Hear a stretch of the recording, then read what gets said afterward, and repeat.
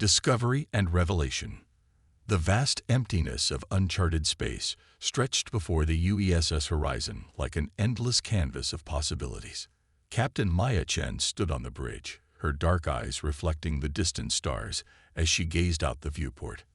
After 15 years in the Terran Space Force, she had thought nothing could surprise her anymore. She was wrong. "Captain, we're picking up unusual energy signatures from the asteroid field ahead," Lieutenant Reza Karim reported, his fingers dancing across the holographic display.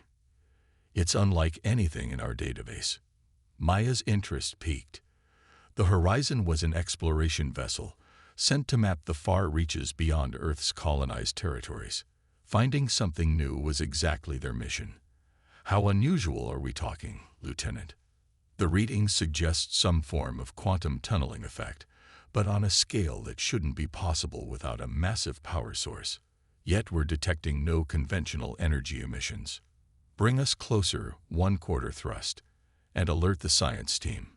The Horizon glided forward, its advanced engines barely a whisper against the silence of space. As they approached the asteroid field, the sensors began to paint a clearer picture. Hidden among the tumbling rocks was something artificial, a structure approximately 2 kilometers long with a geometric precision that defied natural formation. Dr. Eleanor Winters, the ship's lead xenorchaeologist, arrived on the bridge, her expression a mixture of excitement and disbelief. "Captain, if these readings are accurate, we might be looking at technology thousands, perhaps millions of years beyond our own." "Any signs of life?" Maya asked. "None, but the structure appears to be in a dormant state rather than damaged or destroyed. It could be a derelict vessel or perhaps some kind of outpost." After careful scanning revealed no immediate threats, Maya authorized an exploration team. She led them herself, along with Dr. Winters, Lieutenant Karim, and 3 security specialists. Their shuttle navigated through the asteroid field and docked with the mysterious structure. The interior was unlike anything humans had encountered in their century of interstellar exploration. Corridors that seemed to shift and reorient as they walked. Surfaces that responded to touch with intricate patterns of light. And at the heart of the structure, a chamber housing a crystalline formation that pulsed with an inner glow. "This isn't just a ship," Dr. Winters whispered, her voice filled with awe. "It's a library, a repository of knowledge." When she placed her hand on one of the crystalline interfaces, the chamber came alive with holographic displays, images, symbols, and equations that floated in the air around them. "Can you make sense of any of this?" Maya asked. Eleanor nodded slowly. "Some of it. The mathematical principles seem universal. This appears to be information about manipulating what we would call dark matter, the fabric of space-time itself." Over the next 3 weeks, the Horizons team worked tirelessly to decipher the alien knowledge. What they discovered was revolutionary, a method to harness dark matter not just as an energy source, but as a means to alter the fundamental properties of matter and space. "If we can adapt this technology," Dr. Winters explained during a briefing, "we could create ships capable of manipulating gravitational fields, generating impenetrable shields, and achieving propulsion speeds previously thought impossible." "Could this be weaponized?" Maya asked, the soldier in her immediately recognizing the military implications. Eleanor hesitated. "Theoretically, yes. The same principles that could bend space for propulsion could also be focused to devastating effect." Maya made the decision to transmit their findings back to Earth, knowing full well what it might mean. Humanity had been a minor player in galactic politics since first contact 30 years ago. The major species, particularly the ancient Valhari and the technologically superior Salmiran, regarded humans as newcomers barely worth noticing. Earth's territories were limited, its influence minimal in the grand scheme of interstellar relations. This discovery could change everything. 6 months later, in a classified facility orbiting Jupiter, humanity's first dark matter prototype was ready for testing. Maya had been recalled from exploration duty to oversee the project, her experience with the alien artifact making her uniquely qualified. "All systems nominal, Captain," reported Commander James Okafor, her second-in-command for the test. "The dark matter matrix is stable. Proceed with test sequence Alpha," Maya ordered, maintaining a calm exterior despite the tension coiling in her stomach. The prototype, a small vessel barely 20 meters long, hummed to life. There was no visible engine flare, no indication of conventional propulsion, yet it began to move. Then, in a ripple of distorted space, it vanished. "Location," Maya demanded. It's beyond Neptune, Captain," James replied, his voice colored with disbelief. "It covered 6 astronomical units in under 3 seconds. The achievement sent shockwaves through Earth's scientific and military communities. Within days, the United Earth Defense Council authorized full-scale development of a dark matter fleet. Construction began at hidden shipyards throughout the solar system, drawing upon resources from all of humanity's colonies. It was impossible to keep such an endeavor completely secret. Rumors spread through trade routes and diplomatic channels. The alien species that had long dismissed humanity began to take notice. 8 months into the project, Maya received a priority communication from Admiral Helena Kwan, the highest-ranking officer in the Space Force. "The Galactic Council has called an emergency session, Captain Chen," the Admiral informed her, her expression grave. "They're demanding answers about our unauthorized technological advancement. Earth's representatives have been summoned to attend." The Galactic Council comprised the 12 most powerful species in known space, governing interstellar law and mediating disputes.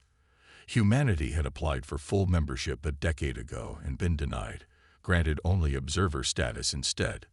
"What are our orders, Admiral?" Maya asked.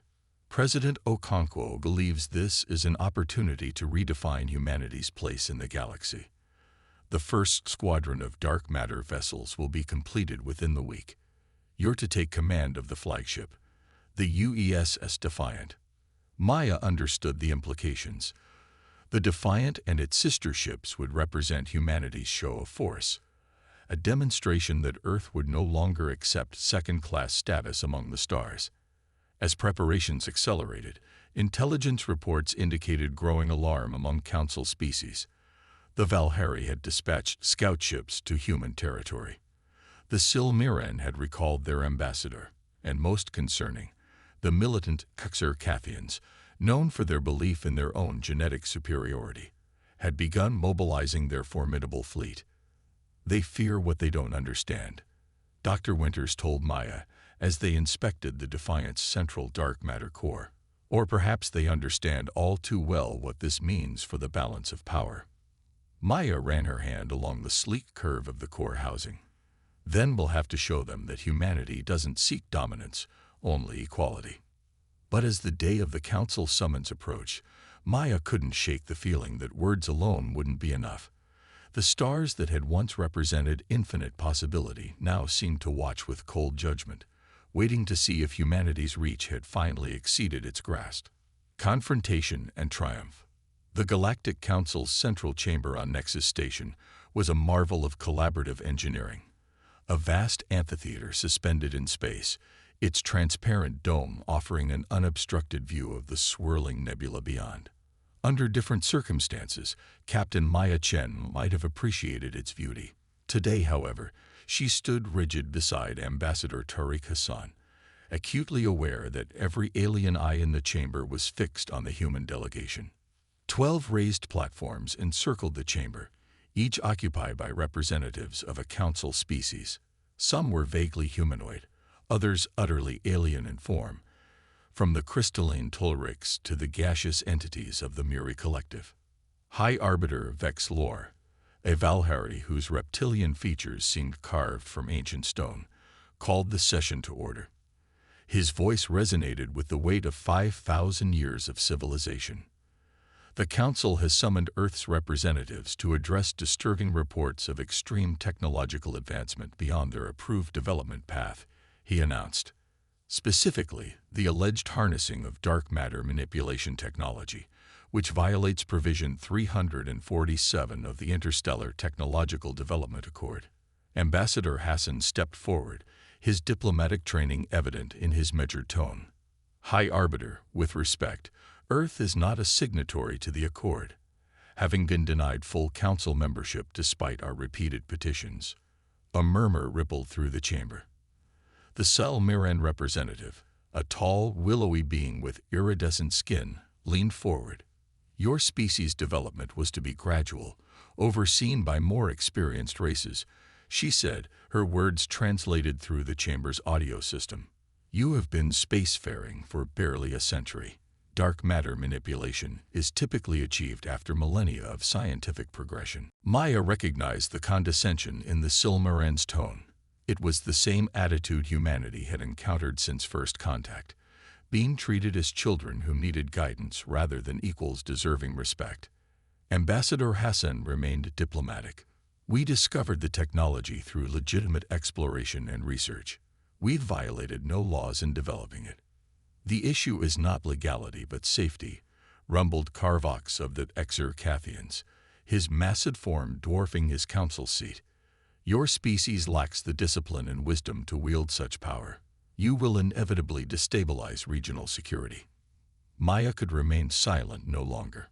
We've demonstrated nothing but peaceful intentions since joining the galactic community. When the Orion Plague threatened the Mantovdia colonies, Earth provided aid.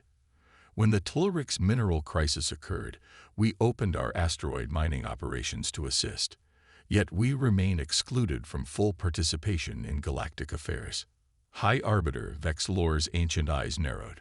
Your achievements are acknowledged, Captain Chen, but they do not entitle you to accelerate beyond the natural order of development.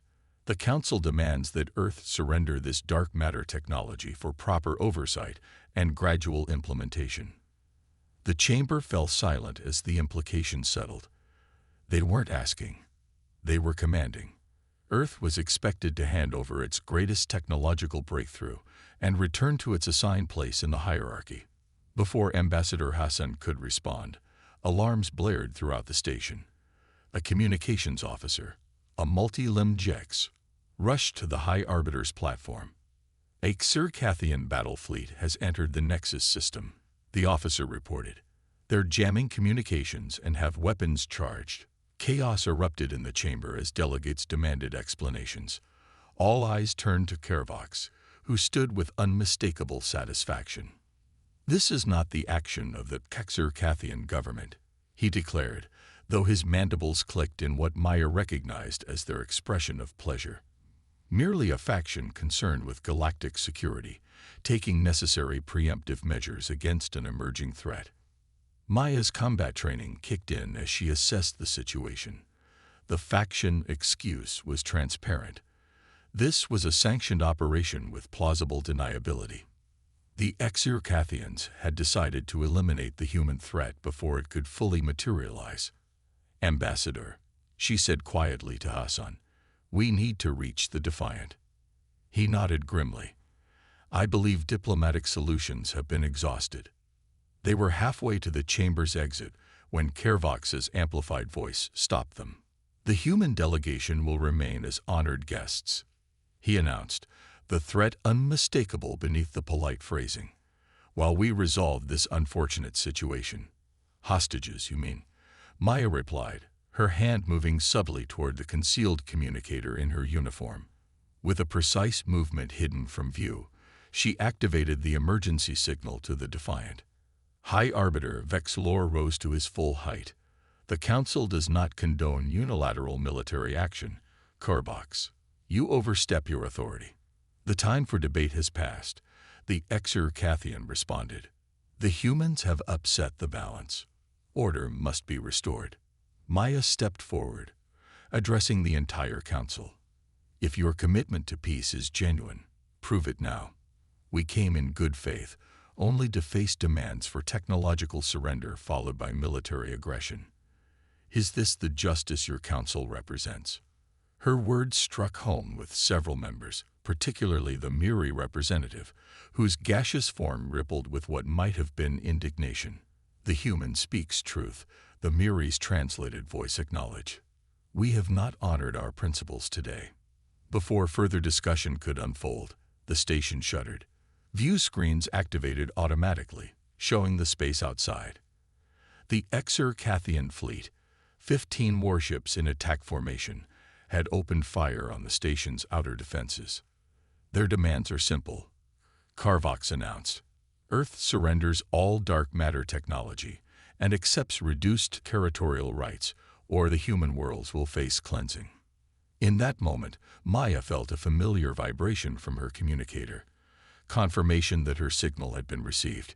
She stepped closer to Ambassador Hassan, speaking just loudly enough for him to hear. "In approximately 30 seconds, be prepared to move toward the southern emergency evacuation route." The ambassador gave an almost imperceptible nod. The station shuddered again under another barrage. Then, exactly as Maya had anticipated, space rippled behind the Exer-Cathian fleet.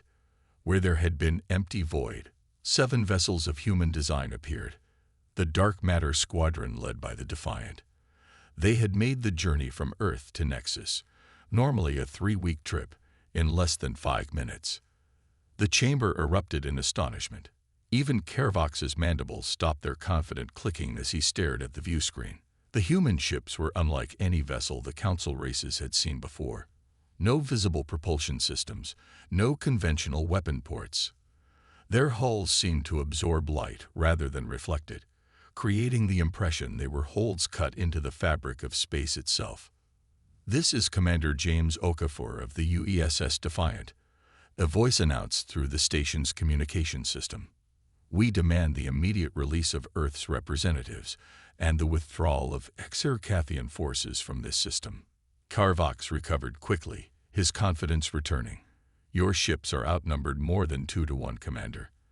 And Exer-Cathian warships have never been defeated in direct engagement."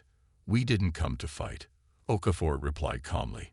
"But we are prepared to defend ourselves and our representatives." The Exer-Cathian vessels adjusted their formation, moving away from the station to focus on the human squadron. Maya recognized the maneuver. They were preparing to demonstrate why their species was feared throughout the galaxy. The lead Exer-Cathian battleship fired first, its advanced plasma cannons, unleashing destructive energy toward the Defiant. What happened next left the Council chamber in stunned silence. The energy blast simply disappeared. Not deflected, not absorbed by shields, but vanished as if it had never existed. The space around the human vessels rippled like disturbed water. "Dark matter manipulation fields."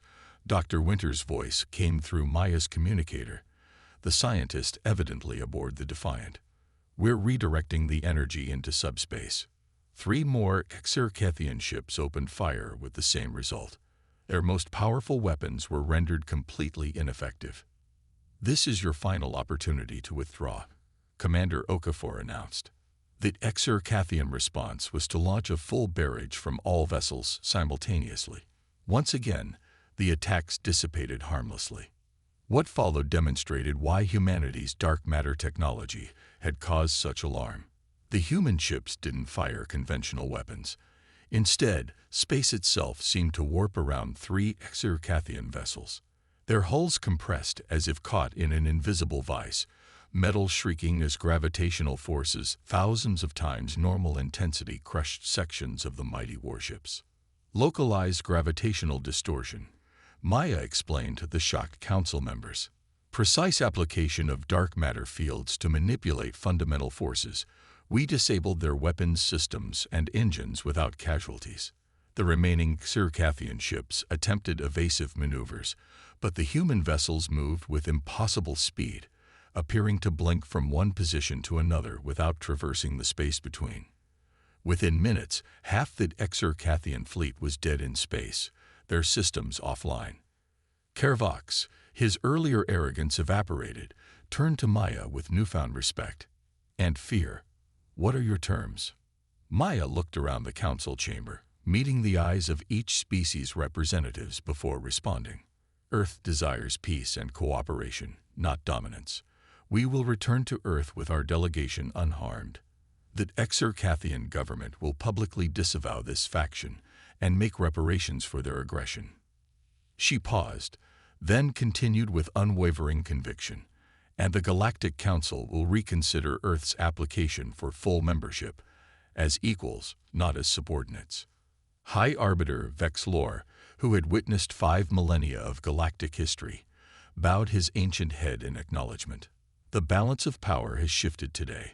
The Council would be unwise to ignore this reality. As Maya and Ambassador Hassan were escorted to a shuttle that would take them to the Defiant, the ambassador whispered, "You realize they planned this ambush all along, didn't you?" Maya nodded. The summons was too convenient, the Exarchathian fleet too ready. But they underestimated what humanity has always excelled at: adaptation and perseverance. Aboard the Defiant, Maya took her place on the bridge beside Commander Okafor, gazing out at the starfield and the now subdued Exarchathian vessels. "Set course for Earth, Commander," she ordered, "and maintain dark matter stealth protocols until we're clear of the system." As the ship prepared to depart, Maya reflected on humanity's new position in the galaxy. They had not sought conflict, but neither would they accept subjugation. The ancient races would have to accommodate a new power among the stars, one that had compressed millennia of development into a handful of years through innovation and determination. The dark matter drives engaged, and the Defiant disappeared into the depths of space, leaving behind a galactic council forever changed by humanity's arrival on the cosmic stage.